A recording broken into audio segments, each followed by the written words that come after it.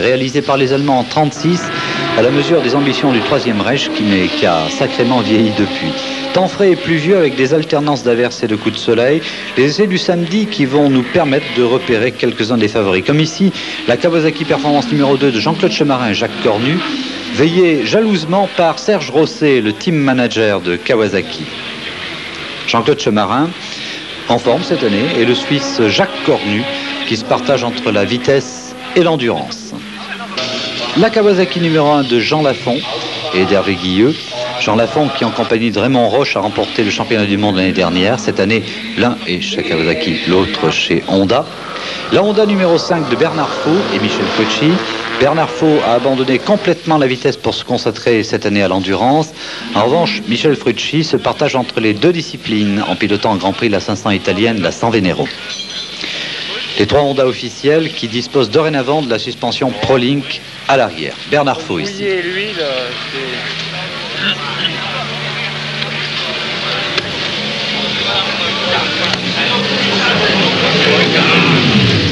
La Suzuki numéro 3 de Richard Hubin et Hervé Moineau. Richard Hubin, le pilote belge. La Suzuki numéro 4 de Pierre-Étienne Samin et de Pernet, qui va faire très fort lors de ses essais puisqu'elle va reléguer à plus de 2 secondes tous les concurrents. Des essais qui seront la préfiguration de la course, du moins au niveau du temps, avec cette alternance typique d'averses et de coups de soleil. La Honda numéro 7 des Italiens Massimiliano Laferla, qui ira très vite, très bien pendant cette course, ralentie par quelques petits problèmes.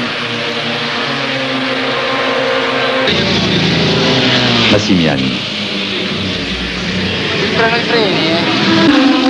Et puis celle qui est un peu toujours l'attraction des courses d'endurance, ce monstre, c'est la Elf E de Leliard, la Elf E avec cette étrange suspension avant, et du pilote américain Davaldana, la Elf E qui, après 4 ans de gestation, 4 ans très longs, commence à marcher, ma foi, fort honorablement et très fort cette année en tout cas.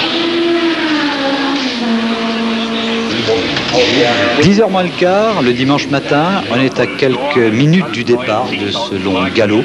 8 heures sur le Nürburgring, c'est presque aussi épuisant que 24 heures sur d'autres circuits en tout cas plus modernes. Il pleut pour le départ et pendant qu'on joue les hymnes, les pilotes scrutent le ciel.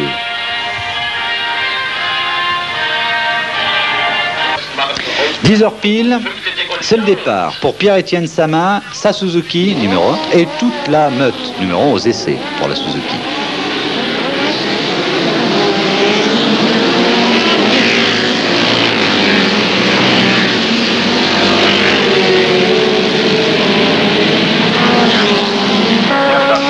Les premières heures de la course seront menées à un rythme assez prudent. Il pleut encore, cela glisse très fort.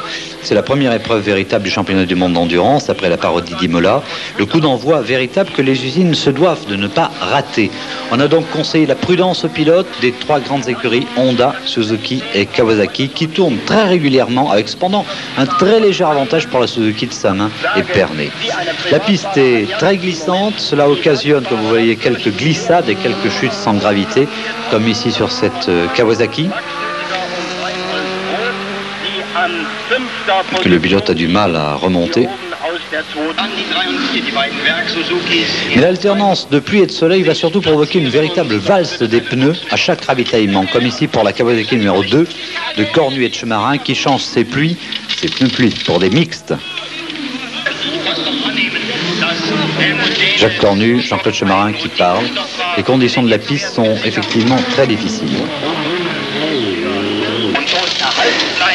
Comme pour la Suzuki de Samin et Pernet, où l'on fait monter ici, parce que la piste a un peu plus séché, regardez, un slick, un pneu lisse.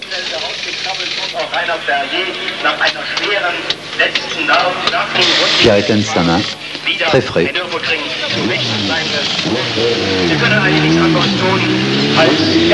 Et dans le décor impressionnant du ring, nous en sommes maintenant à la mi-course. Il pleut de nouveau. On a renfilé à la hâte les combinaisons de pluie, mais le rythme s'est un tout petit peu accéléré.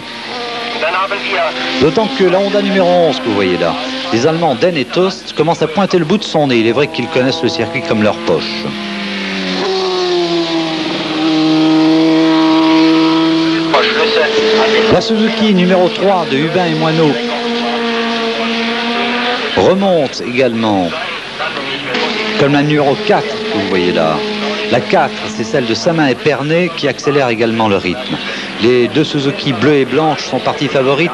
Elles voudraient bien concrétiser ce léger avantage. Hélas, le fameux ring réserve bien des pièges et cette fois-ci, la victoire ne sera pas pour eux, mais pour cette Kawasaki que vous allez voir dans un tout petit instant.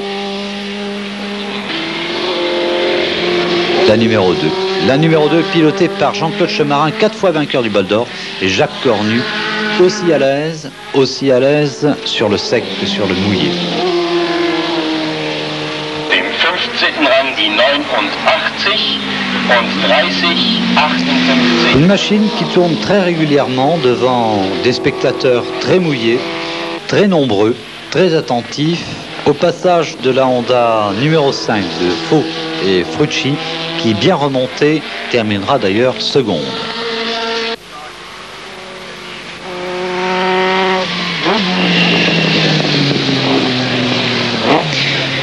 Belle course également après quelques ennuis de la Honda numéro 7, celle des Italiens Massimiani et Laferla,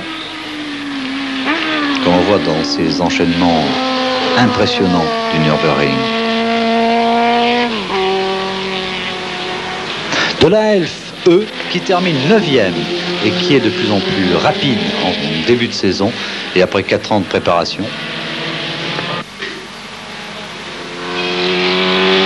Le vieux monstre qui évolue. Et c'est donc à 18h l'arrivée et la victoire de la Kawasaki numéro 2 de Jean-Claude Chemarin et Jacques Cornu devant la Honda de Faux-Frucci. Premier équipage privé, 3e, il s'agit de Roth Rublato sur Kawasaki. 4e, Berthaud et Monin sur Kawasaki également. 5e, Müller-Heinzmann sur Kawasaki. Jacques Cornu, l'un des vainqueurs qui se laisse tailler la moustache par son team manager Serge Rosset avant de se rendre sur le podium. Les Verts auront frappé très fort en Allemagne. Bonnes vacances et rendez-vous en septembre.